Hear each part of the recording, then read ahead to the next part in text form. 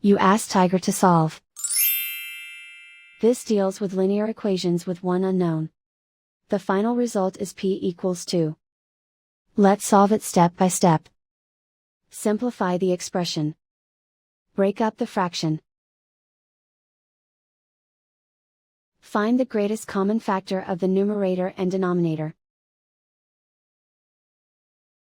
Factor out and cancel the greatest common factor. Group all constants on the right side of the equation.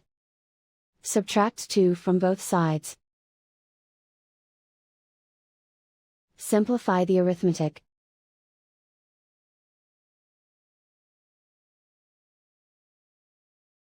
Isolate the p. Multiply both sides by 2.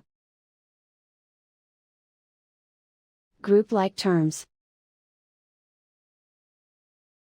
Multiply the coefficients.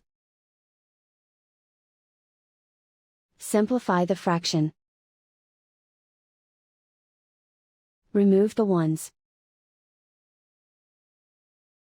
And so the final result is p=2.